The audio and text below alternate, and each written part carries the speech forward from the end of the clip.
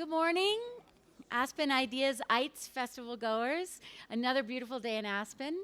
My name is Peggy Clark. I'm the Vice President of the Aspen Institute, and I'm so pleased you're here this morning for our session on the economics of happiness. We have a terrific panel for you, and it's my pleasure to introduce Daniel Gilbert, who's moderating this session and the other happiness sessions. Daniel is a professor of psychology at Harvard University, and he's the author of the best-selling book Stumbling on Happiness, which was on the New York Times bestseller list for a number of years. And he as well was the creator of the recent PBS series on emotional intelligence. So with no further ado, thank you, Dan. We're looking forward to this session.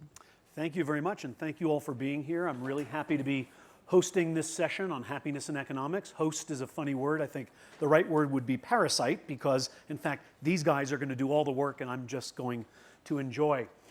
If you ask people, does money buy happiness, they all get very high-minded and say, well, of course not, and they begin to preach to you about love, meaning, and other things. But if you examine their behavior, you might conclude they not only think money buys happiness, they don't think anything else buys happiness. Economics and happiness have a lot to do with each other, and the question is exactly what. What can we learn? What can economists learn from research on happiness, and what can we learn about happiness from economists? We're going to get answers to those questions today from our two panelists. We'll hear first from Professor Justin Wolfers. He's an associate professor of business and public policy at the Wharton School at the University of Pennsylvania. Unless you read obscure economic journals or actually have gone to the Wharton School, you know him because he's such a frequent contributor to the New York Times and the Wall Street Journal, where he takes on everything from prediction markets for sporting events to what makes women happy. You can tell that he's never met a controversy he doesn't like, and it takes a brave man to step into that one. To my left is Bob Frank, the Henrietta Johnson Louise Professor of Management and Professor of Economics at Cornell University. You too could read his work in economics journals, but I bet you don't. Instead, you know him as the plucky New York Times columnist that you read every month, or as the author of some of your favorite books, like Choosing the Right Pond, or Passions Within Reason, Luxury Fever, or The Irresistible Economic Naturalist. I'm delighted to be sitting here between the two of you. Illuminate us, gentlemen. All right, Dan. Thank you. So I guess we're here to talk about, does money buy happiness? There's four things that I want to talk about. I want to start off by trying to pick a fight with Bob Frank. And it's going to be a little unfair. I'm actually going to be unfair to Bob, but I'm going to be fair to a lot of other people who work on happiness. So there is a view out there that is often called the Easterland paradox. And the Easterland paradox claims that raising levels of economic development does nothing for well-being whatsoever, and therefore we shouldn't bother doing it. I'm going to show you that claim is straight out false. Bob has a different related argument. So then I'm going to come back. I want to reconcile with what Bob's going to tell you in 30 minutes when he tells you I'm wrong. I want to show you that it's possible that we're both right. And then one of the really exciting things that's going on right now is we're just coming out with fantastic new measures of subjective well-being. And I want to show you some of those measures that are like literally fresh from the surveys to my laptop to the PowerPoint screens here. And then final thing I want to do is I want to try out a new argument on you. Just test drive it. I've never tried it anywhere else. And the argument is simply, there's nothing radical about happiness economics. This is business as usual. This is social science meets data, meets public policy, and it's incremental change, nothing more than that. So let's start with the first slide. First slide here is what I have data, the first slide, I have data from about 500,000 people all around the world. Gallup is going into every country in the world, interviewing 1,000 people every year, and they're asking them about their subjective well-being. I want to be clear, by the way, that I'm going to use the word subjective well-being. Other people use the word happiness. Subjective well-being is just the broader term. There's lots of different questions that can get at subjective well-being. So in each of these countries around the world, they ask them, imagine the ladder of life. The top rung of the ladder is the best possible life for you. The bottom rung of the ladder is the worst possible life. There's 10 rungs on the ladder. Where do you stand on the ladder of life? You can probably think about your answer right now. Now, in countries in which they don't have ladders, they have to talk about the mountain of life instead. And so what I've shown you here is lines where I graph each person's response, or the average response to this satisfaction ladder score relative to their household income. Okay? And I'm showing this for the 25 largest countries in the world. So there's 25 lines, which is about as confusing as a graph can get. But you see this, but it also shows most of the world's population. You see just an astonishing similarity in all 25 lines. They're all straight lines. They all go up, and they all look very, very similar. So what this tells us in every one of these countries, as you get richer, richer people are happier than poorer people. Let me be clear about one trick that's on the graph. It's not a trick. The horizontal axis is on a logarithmic scale. It's too early to talk about logs. So let me just say what this means is as you move another foot across on the chart, you're raising your income by the same percent at each point. Okay? So what this tells us is a 10% rise in income raises happiness in each of these major countries, and in fact it's true in every country around the world. That's actually something just about everyone agrees on. So let's turn to the Easterland paradox. The Easterland paradox is an empirical claim. And it's a claim that within a society, richer people are happier than poorer people. And I've just shown you that's true for 25 societies.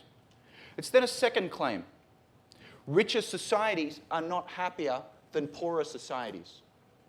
And sometimes there's a third claim made, that as a society gets richer, its people don't get happier. And so if you think about that, it's kind of hard to understand how all those things could be true. That's why it's called a paradox. Easterland's reconciliation is what really matters is your relative position. And this is where some of what Bob Frank's going to talk about becomes important. If all that matters is being richer than the Joneses, then within a society, the people who flew into Aspen in private jets, they will be a lot happier than the poorer people, those of us who flew commercial. But if you make all of us richer, so now I get to fly in on the jet, but they get to come in on a space shuttle, then they're still going to be really happy, and I'm still comparing myself to them, and I'm going to be miserable. So the Easterland paradox then comes to this incredible conclusion that says, give up on economic growth. It's a zero-sum game. And this has actually been a very powerful and very salient argument, particularly through much of Europe, but it's also quite popular with the American left as well. So it's an empirical claim. First part of the claim is, within a society, richer people are happier than poorer people. We see that's true. The second claim is, across societies, richer societies are not happier than poorer societies. So let's go to the latest evidence, the second slide. This now is data from 155 countries around the world. We've literally never had well-being data like this before. So we're actually now surveying people in covering 98.5% of the world's population. And what you see is richer countries are happier than poorer countries. Overwhelmingly so. Let me geek out. The correlation here is 0.8. Perfect is 1, 0, 0. Whenever you look across countries, it's incredibly difficult to ever get a correlation this high. This is one of the highest and most robust correlations I've ever discovered in my career. So now we see quite clearly richer countries are overwhelmingly happier than poorer countries. So again, let's recall, if what we want to do is we want to think about if positional goods mattered a lot, it would be the case that rich people are much happier than poor people, but rich countries aren't much happier than poor countries. So what we might want to do is actually compare the slopes, how much extra income matters across different, when you're comparing people within a society compared to when you're comparing across societies. So in the next chart, what we'll do is we'll run an arrow through each of those dots. And so that arrow shows you the difference in happiness between rich and poor within that country. And then the whole swathe of dots shows you the difference between rich and poor countries. So if the Easterland paradox were true, the arrows would be much steeper than the dots. But in fact, you see the arrows look like they run parallel. The whole thing looks like a whole bunch of salmon swimming upstream. So this then is basically the simple empirical claim, richer countries are happier than poorer countries in roughly equal measure to rich people being happier than poor people. So let's go to the next slide. One of the other responses I've sometimes heard is, well, it's crazy to say getting a bit richer doesn't help, but at some point, enough's enough. And apparently the magic number, according to some people, is once you earn above $15,000, extra money just doesn't help. And this is a claim I've heard over and over and over again. I've heard it so many times I thought it must be in the scientific research literature. So I went looking, and it turns out there's never been a formal statistical test in any research ever done by any social scientist testing this claim. What happens is people just eyeball things and they see what they want to see. So in order to test this, I have data here from the United States, and the reason I'm showing these data is because this is the one data set where I get to see some really rich people, people earning above $500,000. And you can see the gradient here, the difference between the extent of extra happiness you get as your income rises by a constant proportion, just keeps going up and up and up and up. My colleague at Brookings, Carol Graham, has a book called The Paradox of Unhappy Millionaires. The problem is there aren't any. That's a data statement, not a theoretical statement. I'm yet to find one. And I examine hundreds of thousands of people in the data. The third thing that comes out in the Easterland paradox is the claim, as societies get richer, do they get happier? So let's go to the next slide. And here is how Easterland put together his data. We have data on Japan. In Japan, the government has collected happiness data for a long period of time. Japan's a very important case here because the government has been collecting data through all of the post-war rebuilding. So this is a period in which gross domestic product per capita, average income, grew by a factor of 6 or 8. Enormous economic development. So if the Japanese didn't get happier through this period, I'm really in trouble. And if you stretch the axes out enough on your graph, it turns out the dots look a lot like a flat line. If you look at the US, it looks like a flat line. And then we have data for Europe, and there's 9 countries shown on this graph. And Dick Easterland's interpretation is, well, some lines go up, some lines go down, but it looks like a mess, so it doesn't look like as you get richer, you get happier. So let me explain what goes into these data a little bit more. Japan turns out to be an interesting story. It turns out that no one ever bothered reading the Japanese code books and the questionnaires which were behind these data. Well, they couldn't, they were in Japanese. So what we did is we hired a translator. And it turned out that the Japanese kept changing the question they were asking. And when you change the question, you get different answers. And so the top category used to be a wonderfully Japanese one. It was, although I am not innumerably satisfied, generally speaking, things are okay. And 18% of Japanese were willing to put themselves in that very high category. Then they changed it to, I am extremely satisfied. And only 3% of Japanese were willing to put themselves in that category. If you thought they were asking the same question, you would think that happiness had plummeted. But in fact, what had happened is happiness had grown, they changed the question. Happiness grew, they changed the question. Happiness grew, they changed the question. Let's go to Europe next. The thing about Europe is we now have more data. So let's go to the next slide. What I'm showing here is the horizontal axis shows average income per capita. The vertical axis shows life satisfaction. And the fact that the dots all point northeast, I get that confused, in 8 out of 9 cases tells you as these countries got richer, they got happier. I'm showing 2 types of dots here. The hollow dots are the more recent data that earlier researchers didn't have. And you can see that those hollow dots are quite important in order to understand this. So the point is, measuring happiness is kind of noisy. You need a lot of data to figure out what's going on through time. In 8 out of 9 countries in Europe, getting richer has corresponded to them getting happier. The real puzzle here, people talk a lot about America. The real puzzle here is Belgium. Those guys are just, they were kind of miserable. They're now just dreadfully miserable. And I don't get it, but you know, that's the outlier. So let's come to the United States. The United States is the final chart. Let's go to that. Let's go to the next chart, sorry. The top chart here shows you average happiness in the United States. And it's been basically flat. This is bad news for me. Good news for the Easterland paradox. The US got richer through time. GDP per capita grew. Happiness has been basically flat. Now, there's 2 things I need you to understand. We measure happiness using a different survey of people than we use to measure GDP. When we go to the survey, the same people who we ask about their happiness, we ask them how much richer they got. It turns out they didn't get that much richer. So our surveys just aren't capturing as many of the rich people through time. When you drop out the rich people, we already figured out rich people are happy people, then that's going to deflate measured happiness. That's problem number 1. Problem number 2 is, it is too early in the morning to talk about logarithms, but I'm going to do it anyway. I showed you earlier happiness rises with the log of income. And what I've been showing you is the log of average income in a country. But if your individual happiness rises with the log of your income, I should be looking at the average of your log income, not the log of your average income. If you missed that, let me say it in English. The problem is economic growth in the United States over the past 40 years hasn't gone equally to everyone. In fact, median income has basically been flat. So given that most people haven't got income gains, maybe we shouldn't be so surprised that most people aren't getting happier. And so maybe that's the explanation for what's going on in the United States. So that's sort of, the money buys happiness story. I want to be clear, actually. I should say whatever it is that creates economic growth seems to be enormously uplifting for people all around the world. Let me now try and reconcile with Bob, because Bob's going to talk a lot about the positional aspects. And the positional aspects, recall, say that rich countries shouldn't be happier than poor countries in equal measure to rich people being happier to poor people. So one important thing is Bob could still be right that positional stuff matters. What I've shown is absolute income matters. It matters enormously. But I haven't got enough statistical power to say relative income and positional concerns don't matter at all.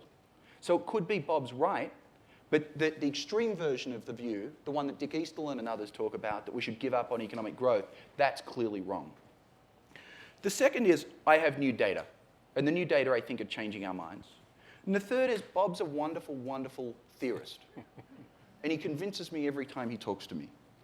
I'm an empiricist. I find Excel for wimps. And so I don't have theories. What I have is facts. Now, if you have theories, those theories shape your prior, and they shape how persuasive you're going to find my data. I think Bob finds my data less persuasive because theory gives him a strong reason to believe that positional goods are important. Bob's a good theorist, so maybe that's right. Maybe your theory doesn't give you that good reason, and so we interpret data differently depending on what our prior is. And I think that's a big part of the thing. Let me now quickly flick through a whole bunch of graphs. I want to show you what I think is exciting in the study of happiness right now, which is new data measuring new elements of well-being all around the world. So let's go to the next graph. Oh, sorry, yeah, the next graph. Actually, I do want to pick one fight with Bob. Here's a slide he's going to show you. It didn't make the final cut. Oh. But go ahead. Here's a slide he's not going to show you. Here's an argument you hear a lot. People do things like they go to Harvard undergrads and say, would you rather earn $100,000 in a world where everyone else earns $50,000, or would you rather earn $120 in a world where everyone else earns $200? And Harvard undergraduates all say they want to be the rich guy in the poor country. Okay? And this is taken as being evidence of the importance of positional concerns. I want to throw out one more experiment. We have a beautiful experiment for testing this. It's the US-Mexican border. If you go north across the border, you get from being middle income in a poor country to being incredibly poor in a rich country. If positional stuff mattered, that's a stupid thing to do. Or if you go south across the border, you get from being middle income in a rich country to being unimaginably rich in a middle or low income country. And it appears no one does this. So when we look at immigration flows, it appears that we're all giving up the option of being incredibly rich in a poor country. So it seems, that's not to say positional stuff doesn't matter, but it's certainly not the overwhelming thing that people are thinking about when they're thinking about where to live. Let me now show you the new data. So we now have data beyond happiness. We now have questions that say, during the day yesterday, did you experience the following feelings? So we're moving beyond happiness, beyond life evaluation. Actually, real hedonics here. Did you experience enjoyment for a lot of the day yesterday? And this graph shows you for each country the proportion saying they experienced enjoyment against the average income in that country. And you see a positive correlation, although it's a much messier cloud. I've shown the US in red so you can keep your eye on it. Let's just flick through these one every 5 seconds. Did you experience depression? Less depression in the rich world. Stress. We, in fact, have more stress in the rich world. Were you treated with respect all day yesterday? Turns out it's far more likely for those of us who live in rich countries. Did you have good tasting food to eat yesterday? I certainly did, and it turns out so did most other Americans and people living in rich countries. Did you smile or laugh a lot yesterday? I love this one, and it turns out you smile or laugh a lot more in rich countries than in poor countries. Would you like to have more days just like yesterday? I sure would. Were you bored for a lot of the day yesterday? It turns out GDP doesn't do a lot for boredom, so I can't solve that problem. Were you sad for a lot of the day yesterday? Here the correlation again is actually surprisingly weak. The point that I want to get across here though is there's many dimensions of well-being, and we can actually now go out and measure them. And I think that's really exciting. Did you feel well rested for a lot of the day yesterday?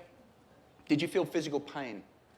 So for people who don't like subjective well-being research, they think it's kind of fluffy. They're not sure if we're for it or against it. The good thing is most people are against pain. And pain is overwhelmingly less common in the rich world. And finally, did you experience love for a lot of the day yesterday? So in this talk, I've made a lot of claims about the importance of economic development and higher incomes around the world, but I will say it looks like from the data money can't buy you love. So then the final thing I want to do in this talk is just test drive a new argument. I don't know if this is a good argument. I don't know if it's convincing. I'm really interested in what you think about it. My claim is simply the happiness agenda is not a radical agenda. In fact, it's boring. I want to convince you that Bob and Dan and I are the most boring guys in the world. Keynes famously said he wanted economists to be as boring as dentists, and I want happiness researchers to be the same way. So the first thing is, I've already shown you the alternative to looking at happiness, things like gross domestic product, is so highly correlated that the two are virtually identical. So happiness researchers thought we had something radical to say until it turns out that when you measure subjective well-being, it looks a heck of a lot like GDP. The second thing is the caricature that economists are obsessed with GDP and we need to move them away from that obsession is a false caricature. There's no real-life economist who's ever been that way. We actually do care fundamentally about well-being. We have a word we use instead, utility. But there's no one who ever said we should do the following because it will raise GDP, even though it will make people's lives worse off. Third thing is, it says really conventional things. Same way economists say unemployment is a really bad idea, we've learned that during a recession, we also have a happiness recession. So happiness data is telling us the same thing the economists were telling us before. Unemployment's a dreadful thing, we should try and get rid of it. To the extent that the two ever diverge, it's actually very rare. But I'll give you an example. But it's actually an example where happiness turns out, I think, to get it right. If you look at almost any social indicator of progress of African Americans in the United States, see incredible progress from the 60s through to the mid-80s, and then it stops. Literally almost no progress in average incomes, employment rates, anything, and things going backwards if you look at things like incarceration. If you look at subjective well-being data, though, they say that things actually kept getting better for African Americans. There's been a dramatic narrowing in the happiness gap there. Right? I suspect but don't know that that's actually real.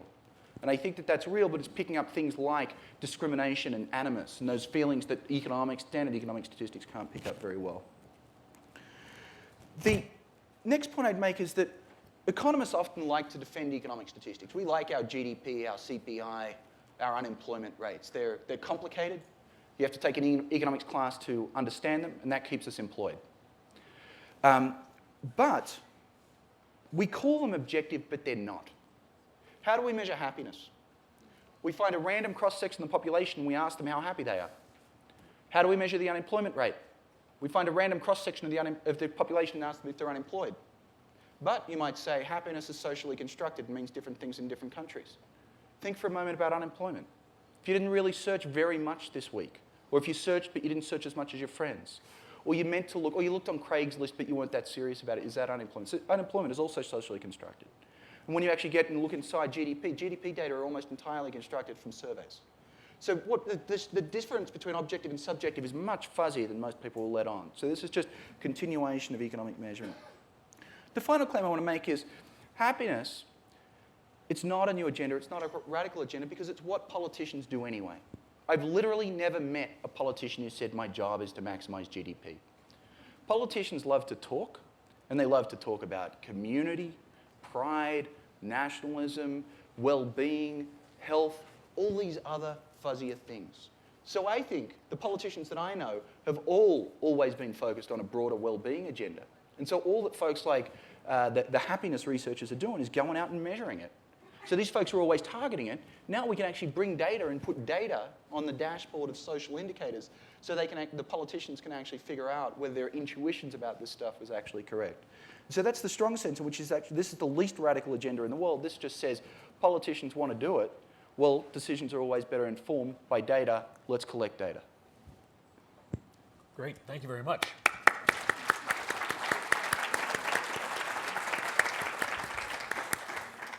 Now, I know Bob wasn't planning on talking about all the things that Justin brought up, but I think he might now.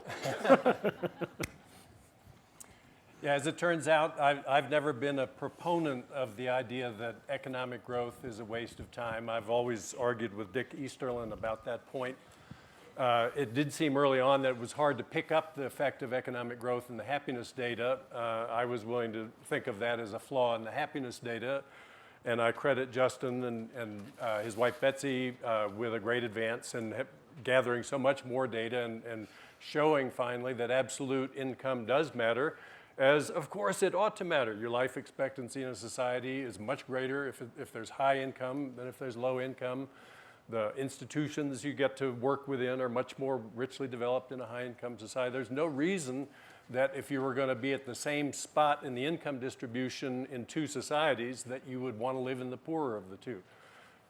Being richer is better than being poor. I've been rich. I can't say that in Aspen, but in Ithaca I can say I've been rich and I've been poor. It's better to be rich, and not just because of relative concerns. The point I'm going to try to make is that money does buy happiness, but we don't buy nearly as much of it as we could because we don't spend it in the way that would purchase maximum satisfaction and life benefit. I'm going to take as a straw man the free marketeer's position, which is commonly attributed to Adam Smith, unfairly, I think. Adam Smith was a much more nuanced thinker than most of his modern disciples turn out to be. But the caricature view of Adam Smith is the standard invisible hand idea. You get more money by selling your services effectively in the marketplace. Everybody's trying to feather his own nest out there. And in the process, once the dust settles, consumers are the ultimate beneficiaries of all that. It's a radical idea. It's a wonderful idea, and it works in many settings. But Smith never believed that you always got good results from markets. He thought there wasn't enough competition in many markets, and I think with many on the left, he's sort of spawned a critique that has persisted to this day.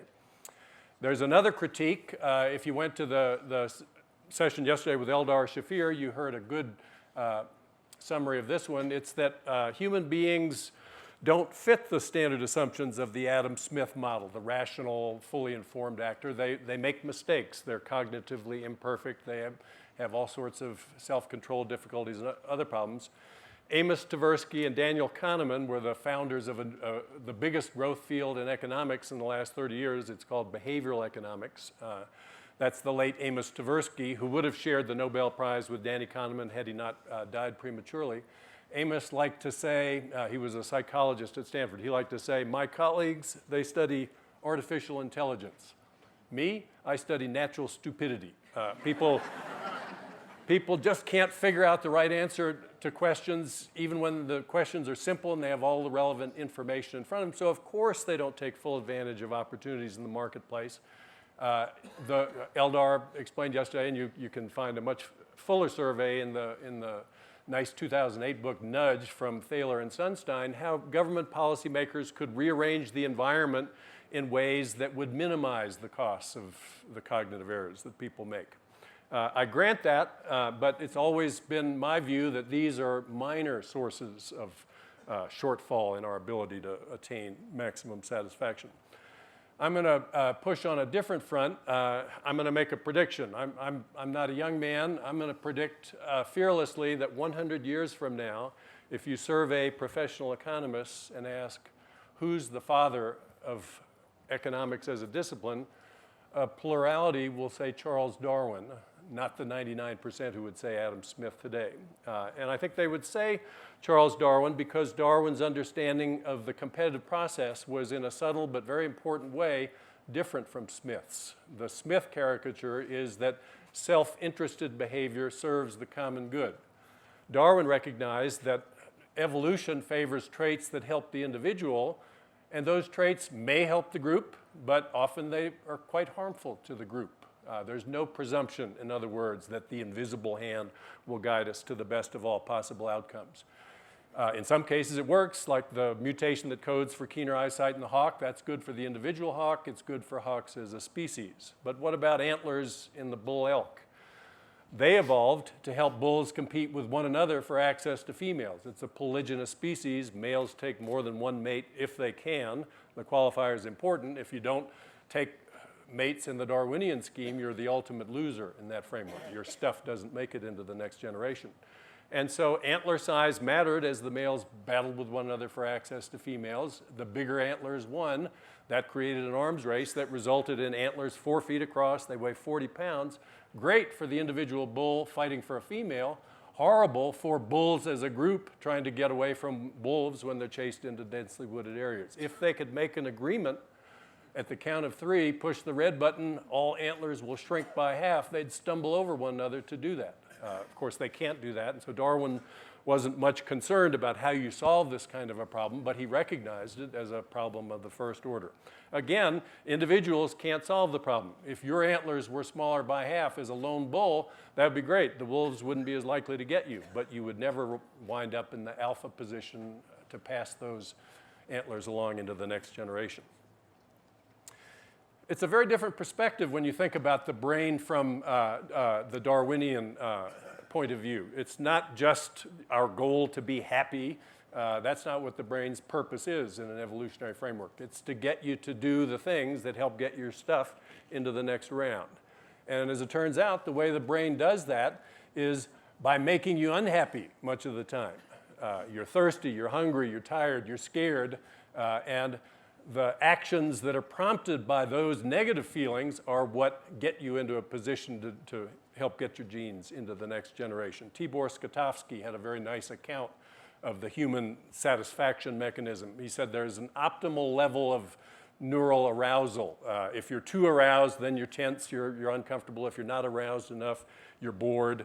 And so whenever you're away from your optimal arousal point, you're looking for ways either to stimulate your arousal or to reduce it. And pleasure, happiness, is the fleeting state that occurs when you move from discomfort to comfort. It's not our goal to maximize the sum of all pleasure going forward through life. You want to take the actions that lead to an effective life. Adaptation's very important. Happiness researchers like to point to the studies of paraplegia. We expect the paraplegics to be devastated in the wake of their accidents, and they are. But surprisingly, they adjust very rapidly. After 6 months or a year, one study pointed out that paraplegics experience the same mix of moods and emotion that able-bodied people did. Nobody expected to find that. People have mistakenly concluded that it's a matter of indifference whether you're paralyzed or not. That's certainly not the way paralyzed people feel about it. They will submit to surgeries, if you ask them, with 50% mortality risks if there's a chance that it will restore their mobility. But adaptation is what we would expect a motivation system designed by evolution to build into it. You get disabled. It's not good to sit around feeling unhappy forever.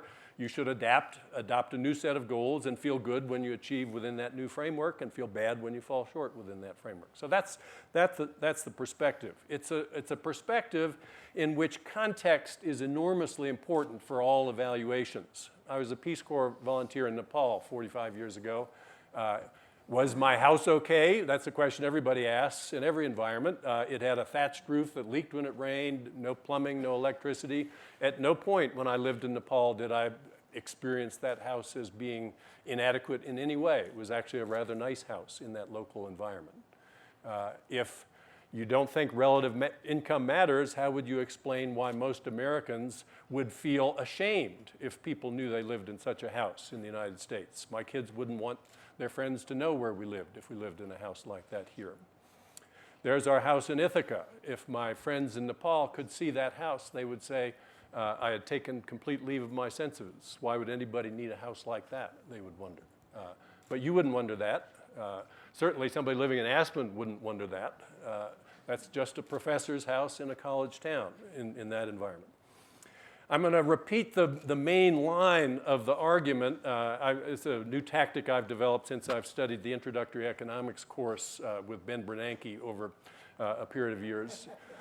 What we found is that it leaves no measurable trace on students. Students take it, then we give them tests 6 months after they leave the course. They don't score any better on those tests of basic economic principles than students who never took the course at all. And there are a lot of reasons for that, but the main one is that we throw so much stuff at them in so many complex forms that it all goes by in a blur. It turns out that the learning theorists have the answer. If you want somebody to learn something, you've got to repeat it several times, usually in narrative form rather than equations and graphs. And so I'm going to sort of tell you the same basic story I told you with the antlers narrative in another context, because these stories all point in the same direction. They're easy to remember.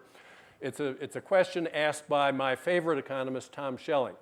He wanted to know, why is it hockey players, if you allow them to, always skate without helmets, but then you give them a chance to vote on the matter, and they vote almost unanimously every time for a rule requiring themselves to wear helmets. What's going on there? If helmets are so great, why don't you just wear them, he wondered. His explanation was essentially the same as the explanation for why big antlers aren't so great in bull elk. He said if you take your helmet off, you get a competitive edge. Like if you have slightly bigger antlers, you get a competitive edge. But then the other side's response is to take its helmets off. And then the equilibrium is everybody skating without a helmet. Neither side gains a competitive edge. You're right back where you started. It's exactly the stadium metaphor. All stand to see better. Nobody sees any better than if all had remained comfortably seated.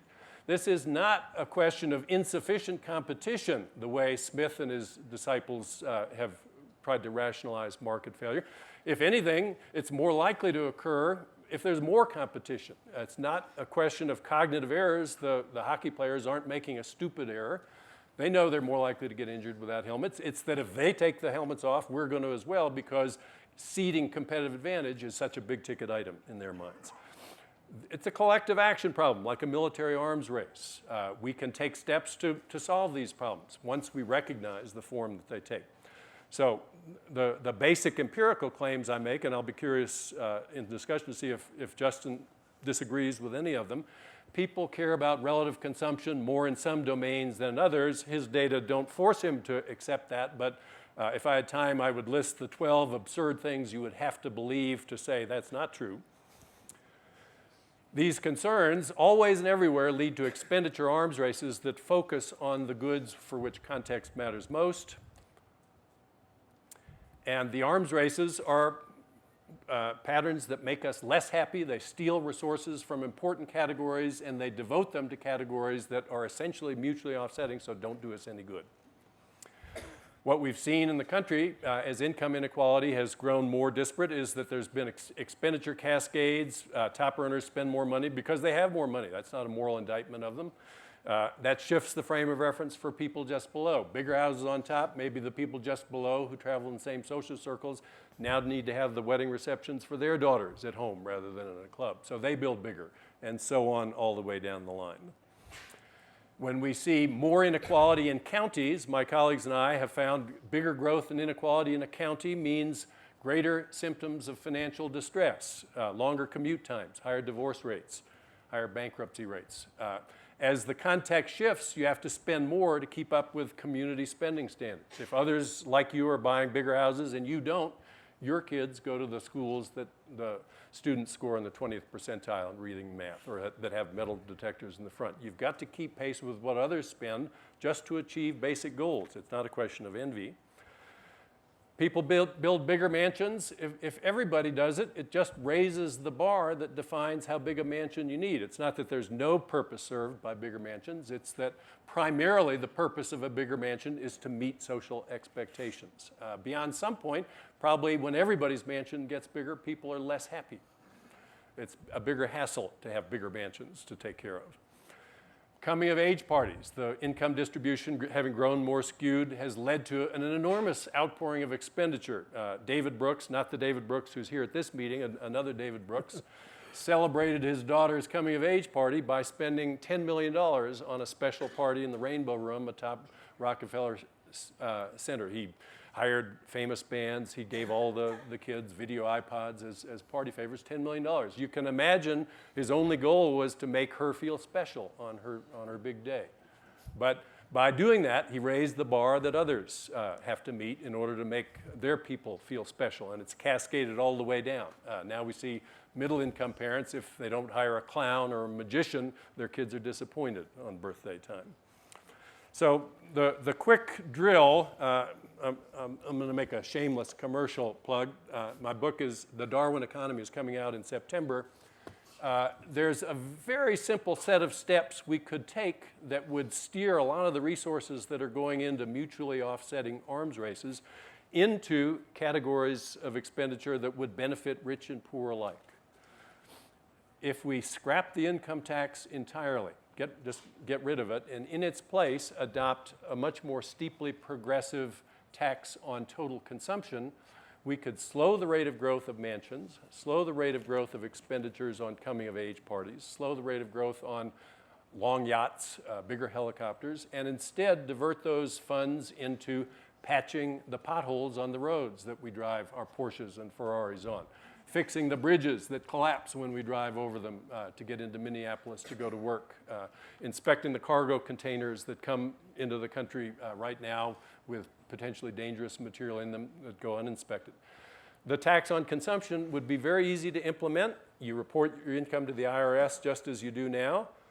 Report how much you saved during the year. We know how to do that from IRAs and 401ks. The difference between those two numbers, your income minus your savings, that's how much you spent during the year. Take off a big standard deduction to allow for the fact that poor people find it very difficult to save, so a savings exemption wouldn't matter much for them. And the tax starts low on low levels of consumption and then can rise as steeply as we choose according to how much revenue we want to raise for public projects and how much we want to provide incentives for us all to spend less. This is a tax that a rich person would embrace if he thought about it carefully. Oh, I can live here and not have to spend so much on mansions and coming-of-age parties, have that money instead to put in an investment account that won't be taxed, or I can live there and the fruits of my labors all get burnt up in a bonfire to celebrate coming-of-age parties and building bigger mansions. I'll take here if I'm a rational rich person. It's a very simple step we could take, but we won't take it unless we recognize the source of the market failure that leads to the waste in question. And that source is that in an evolved framework, relative position is everything. You don't have to be smart, you don't have to be strong, you don't have to be fast to succeed in an evolutionary niche. You have to outdo the other people who are in that niche. And if you don't think relative income matters, come and talk to me. I've got lots of things I can tell you, but I'm curious to hear what Justin has to say. Thank you, Bob. Well, I'm also curious to hear what both of you have to say about each other's arguments. Maybe rather than asking you my own questions, I'll see if you quickly have something you want to talk about with each other. Well, I would pose this question. In every society, your access to a good school depends on living in a good neighborhood. Even in France, where the expenditure per pupil is the same everywhere, they're on the same curriculum page every day, all year long in all schools. Still, parents want their kids to go to the better schools. Where are the better schools? They're in the 16th arrondissement. They're in the 8th arrondissement. They're not in the 20th arrondissement. You want to go to school with the better pupils, and they're the sons and daughters of the people who are more successful. And here in this country, it's even more pronounced because the tax on property is what funds local school budgets in many cases. So you want to send your kids to an average school, you got to match average expenditures for your area. Whether you can do that depends on not your absolute income, but your relative income. There are many other goals that are equally sensitive to relative income. So how, in the light of the close link between your ability to achieve important goals and your relative income, can relative income not matter? So this is great, because this is the question I was going to ask you, which then means we can get to broader questions quicker. So schools is an interesting one, and don't ask me to defend the United States. But I'm not sure whether it goes your way or not. So I really want my kid to go to the best school I can get her into, which is the best possible ticket for her doing relatively badly. Because I'm going to surround her with people who are going to beat her in every test that she's going to do. And that's actually my goal. Whereas if what I want, if I thought that what was really important was for her to be the smartest kid in the class, I'd be looking to find the worst possible school I could. But I want to pose it back to you with a different empirical example. So here's the game economists play, right? So you think of the example that's strongest for your case. And so Bob has his. Mine is the one that you actually touched on, which is the Mcmansion problem. So the Mcmansion problem is, we're all buying bigger and bigger houses because we each want to have bigger and bigger houses than the next guy. And so when Bob builds a really big mansion next to my house, that's a really bad thing for his neighbors, because now they've got the small house in the block, relative position, terrible. It's like he's polluted the environment. If that's right, then the worst possible place to have a small house would be Aspen, right? Because everyone's got these brilliant houses. If that's right, the willingness to pay for a small house will be lower in Aspen than any other city in the United States. So here's the homework for any of us. Go to a real estate agent in Aspen this afternoon and ask them to show you the smallest possible house they can show you. My guess is it costs more than your house back home. And if that's the case, then it seems like people certainly aren't buying and selling houses as if the Mcmansion problem is such a big problem. It seems like what they're doing is they're buying houses in, or at the very least it seems the natural beauty of Aspen is more than enough to offset the pollution of all these massive mansions on the hill that make me feel like the small poor guy in town. I agree with everything you said. I would want my kid to go to the best school, even though that would mean, in relative terms, he would have the worst chance to be the top student. And similarly, your earlier example, moving from Mexico to the United States, your relative position clearly declines when you do that. In both cases, I think the dynamics of the picture are what people are focused on. If I go to a good school, my life trajectory is going to be much more successful than if I go to a bad school. If I move to the United States, yes, I'll have lower relative income at first. I will locate in a neighborhood with others with low relative income. That will take some of the sting out of that. The immigrant communities tend to cluster. But the hope is that I'm going to get on a trajectory that's going to lead me out of that low income, and I'll eventually have the 6,000 square foot house, not the 3,000 square foot house. So yes, dynamics are enormously important. In every community, half the houses are in the bottom half. Somebody's got to live in the bottom half houses. That's the function of the price mechanism, to see who gets the biggest house and who gets the smallest house. In the firm, some workers are the smartest workers in the group, others are the dumbest workers in the group. In firms, it turns out that you have to pay a pretty steep premium to get to be the smartest worker in the group. You're paid much less than in proportion to what you contribute to the group's output. The dumbest guy in the group gets a premium wage. There's, in effect, a progressive income tax implicitly built into every pay schedule. So if you don't think relative income matters, how do we explain why the underpaid best workers in groups aren't immediately picked off by rival firms? Absolute income matters, I agree, but relative income surely matters too. And that's all you need for positional arms races to generate waste. So let me just very quick response, which is I want to admit a dirty secret to everyone. In my heart of hearts, I think Bob is right. I mean, he has to be right. I see myself making relative comparisons all the time. So it's such an intuitively plausible decision. It's such an intuitively plausible argument, I find it very hard to reject.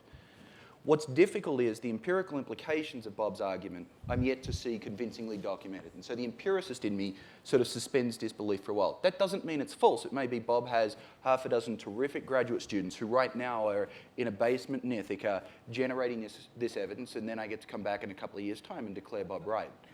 The other thing is, it doesn't even, what Bob's saying is so important. It doesn't matter if I'm 90% right and he's 10% right. He's an important 10%. Right? So it's important that I get to say to Dick Easterland, don't be stupid, let's have economic development. But for a country like the United States, if relative position only matters 1/10, and it may be only 1/10 as important as absolute income, that still sets in train these huge arms races and enormous economic and social losses. So even if Bob is a little bit right, the implications are enormous. Now, just to show you how brave I am, I'm sitting here between two brilliant economists, and I'm going to wade in here. Because it's, as a psychologist who's never taken a course in economics, because it occurs to me that in your data, you do have evidence for what Bob is claiming. Okay. So here's how the argument goes. You told us you have a log scale, and a lot of us went, yeah. But that's hugely important, because you didn't show us what happens as we gain $10. Right. You showed us what happens as we gain 10% more of what we already have. Yep. That's not absolute dollars. Absolutely. That is comparative dollars. It's just we're comparing to ourselves. So it seems to me that what you've shown us is if I'm a billionaire, another million doesn't matter to me. Right. It matters a lot to professors, but it doesn't matter to the billionaire. That's not an argument for absolute dollars. A million buys a million's worth of stuff. It's an argument, I would think, for comparison. But maybe we compare to ourselves just as much or even more than we compare to other people. It could be How comparison. badly did I do? Well, I'm going to cite a psychologist back at you. How's that? So it could be comparisons. So Danny Kahneman gives a different story. He uses words I don't understand because I didn't go to graduate school in psychology. He says one of the first laws of psychodynamics is proportions matter, not absolute amounts. So you probably know what psychodynamics means. I don't.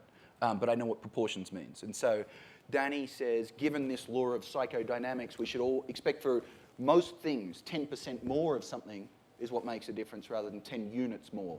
And that's what the log scale thing's all about.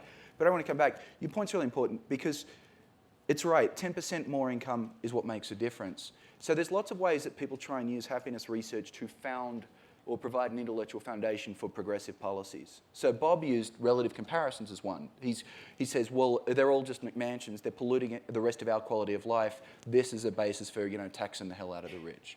This is a different one, which is the first law of psychodynamics, whatever it is.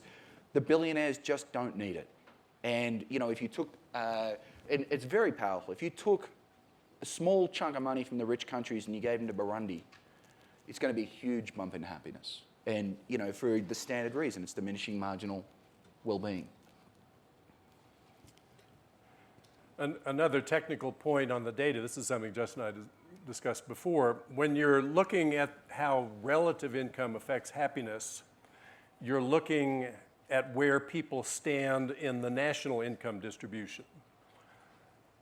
That's never been primarily what matters in these kinds of contextual arguments. What matters is where you stand in some local distribution. So if you're in Aspen, the fact that you have 100 times the median income, that's of no concern. Am I rich or poor? The answer to that question depends on where I stand in the hierarchy in Aspen. And so in firms, you have to buy your high-ranked positions. That means the high-ranked position people have lower income than they would have had given their productivity. Low-ranked people have higher income than they would have had given their productivity, and that completely muddies the comparison with how happy they are with where they stand in the national income distribution. If you could look at the relevant local hierarchies, I think you'd see a much more pronounced slope to that income versus where you stand in the group. The good news is, so Bob and I have done this before, just in rainy Ithaca rather than sunny Aspen. And so Bob suggested this to me, so I went back to my computer and I did some of this. Oh. I was able to do it at the level of the city, not the workplace. But the basic story that I was telling still goes through. But again, it wouldn't be where do you stand in a metropolitan area, it would be where do you stand in the group you care about in the metropolitan area. Well, lest we devolve into shop talk, let's invite the audience to ask these gentlemen questions. There are microphones here. Please queue up. And can I just, rather than raising hands, you'll have to walk to a microphone. But please queue up, and since this is being recorded for Minnesota Public Radio, please say your first name in Minnesotan. Didn't realize it'd be a test. My name is Scott, I guess. And a question, I guess, largely for Justin. You've shown some pretty compelling empirical evidence of the correlation between various measures of well-being and various measures of income and growth. There's a step between correlation and causation. How big is that step? And within this body of knowledge, how interesting is that step? Very good question. So when I compare rich and poor people, I should be very worried about that because I actually think that being happy probably is productive. And so one of the reasons you're rich could be because you're happy. When I compare the United States and Burundi, I'm not really worried that the reason Burundi is poor is that they just won't cheer up enough. So I'm not really worried about reverse causation. Now, there's a different statement here, is it could be other things going on. Rich countries are different than poor countries in a large number of ways. They're more likely to have democracy, respect for the rule of law, access to seas, all sorts of things like that. So that's where I want to be somewhat more precise. What I can say, I think, with a great degree of confidence is being more like a rich country is probably a good thing. Now, whether that's go for growth or... So then that just... if I'm talking to someone from Burundi, I'd say you want to do more stuff like Sweden, the United States, Canada, and Australia. And it's going to be the full suite, because if you just do some of it, I have no idea if you can get the rest of the way there. Thank you. Ma'am. Hi, my name is Dahlia, and I'm a senior analyst at Gallup, so I deal with this data every day, except I focus on Muslim communities around the world. So I have a question for you that I'd love both of your thoughts on. The two countries that were hailed probably among the highest in the Middle East by the IMF and the World Bank in the past 5 years on economic development were Tunisia and Egypt. Their GDP per capita was growing at 5 to 7%. At the same time, their subjective well-being was plummeting. So there's this huge gap where the lines were just moving completely different directions, unlike the global standard. And there are a lot of reasons for that, but I'd like your thoughts on how do we explain it when over time, same question, everything's standard, GDP per capita rises very quickly, and at the same time, people's suffering actually increases. I think Justin had an answer when he pointed out the distinction between average income growth and the growth of the typical person. In the United States as well, we're not much happier than we used to be, even though income's grown, but for most people, as he noted, income hasn't grown much, and for many it's even declined. I think that's true as well in the countries you described. Income has grown relatively rapidly by historical standards in those countries, but so has inequality, and the typical person has not experienced a big chunk of that increased well-being that came from the income growth. We saw this in East Berlin, which was historically the least happy among the Soviet bloc cities, even though it had the highest per capita income, because they got the television signals from West Berlin beamed into their living rooms. They saw that in relative terms, they weren't doing so well. So, Dahlia, pleased to meet you. So one answer is, maybe you're talking about the exceptions to the rule. So I would just say, on average, typically, I should be very clear. My statement is typically when countries grow, they get happier. And so you've found a few that are atypical. The atypical could be literally measurement error, noise in how we're measuring well-being. Could be other things that are going on, and Bob talked about some of them. And when you think about what's going on in the Arab world through this period, things like youth unemployment and so on, you can start to construct and tell stories. I'm not very good at doing that, so I suspect you're a lot better at telling me what else was going on. But I actually want to say one other thing.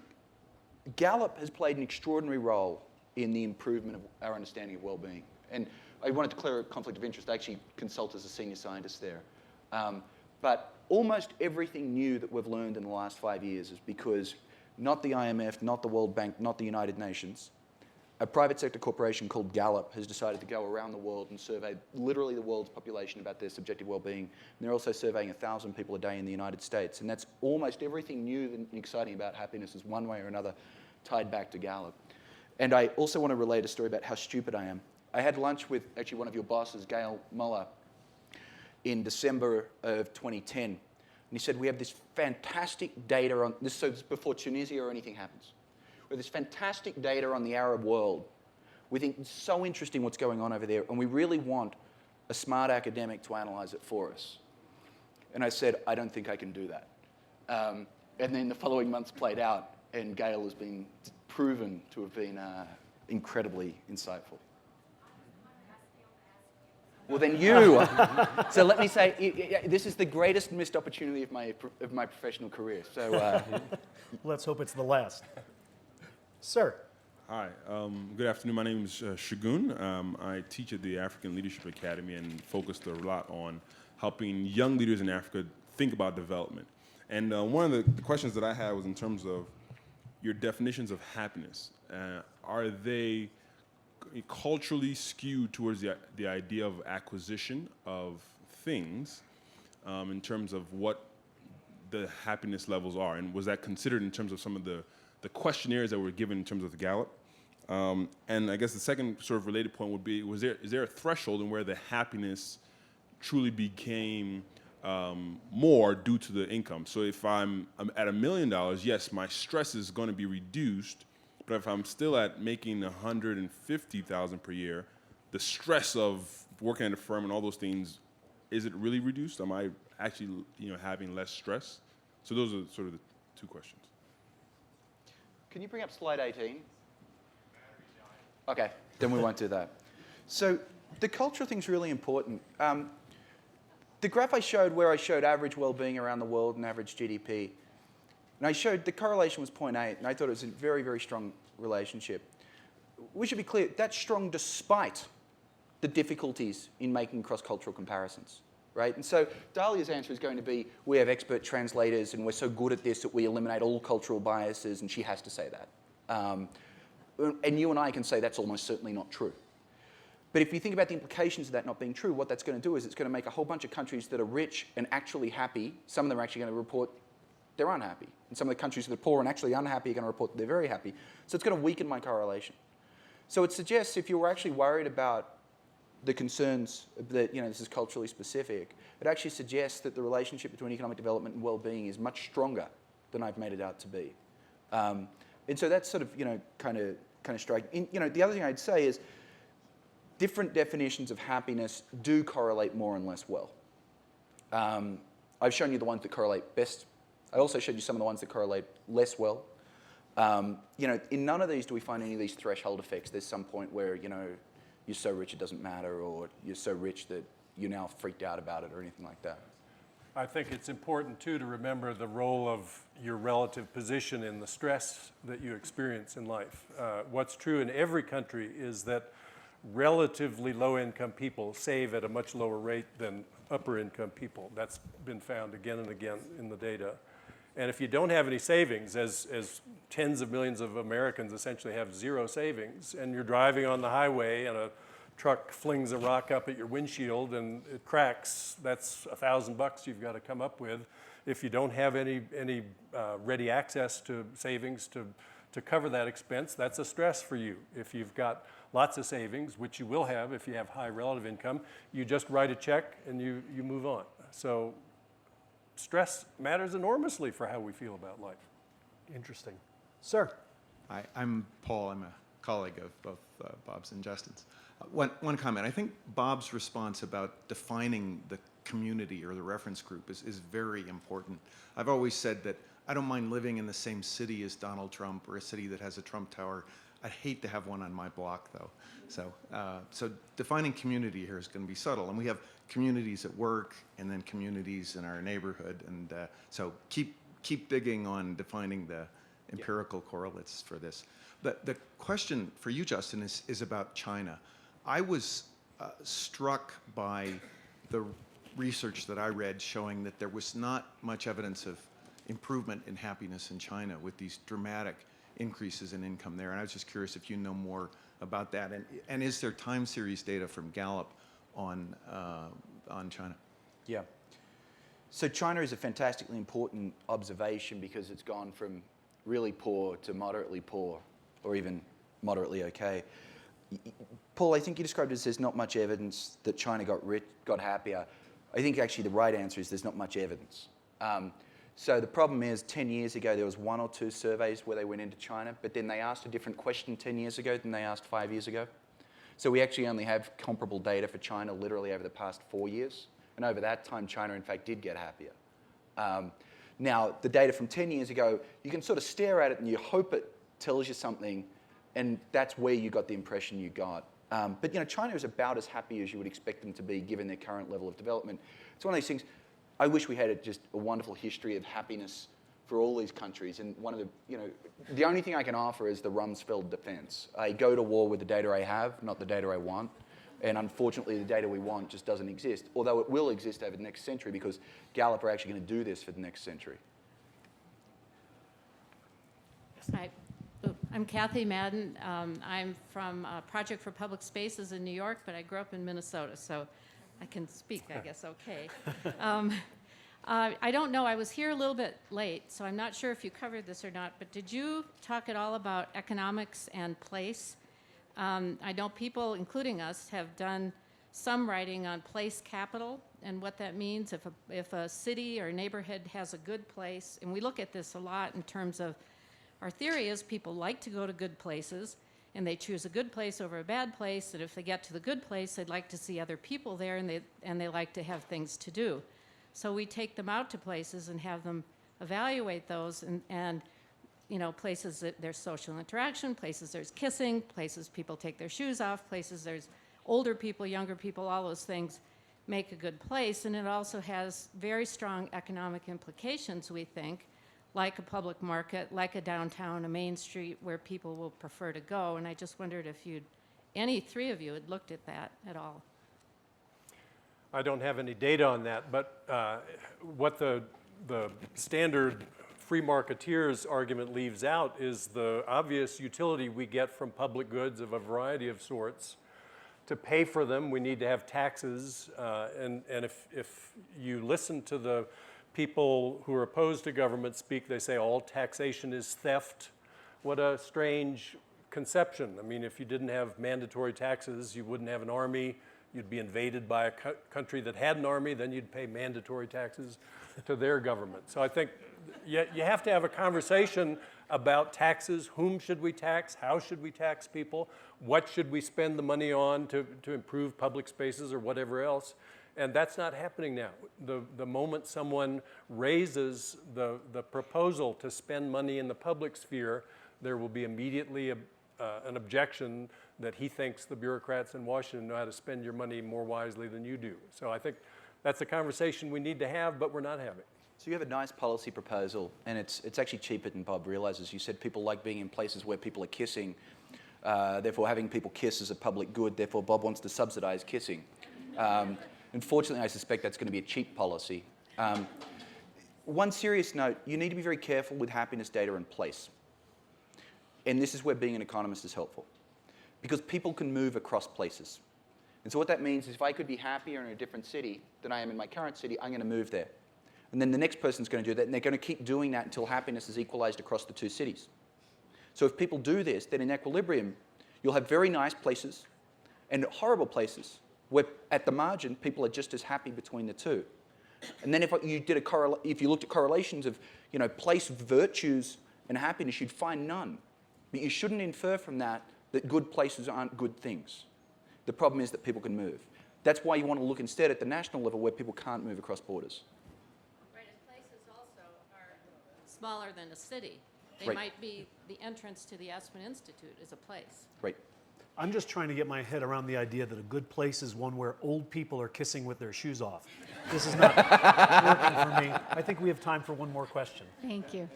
My name is Pamela. I worked for several years at NORC. I recall data in absolute numbers that $10,000 of additional income increases a chance of happiness by 2%. Having a happy friend increases a chance of happiness by 15%. So can you talk about the relative importance or the relationship between economics and relationships in happiness? Yeah. So here the unit of analysis is really what it's all about. If you're looking at people, trying to explain why one person's happier and the other person's not, very little of that is going to be explained by incomes because they have a whole lot of other things. We have friends, we have families, we have old people kissing. With their shoes off. With their shoes off. And so all that other stuff matters. So when an economist stands up and says income matters, that's not me saying other stuff doesn't.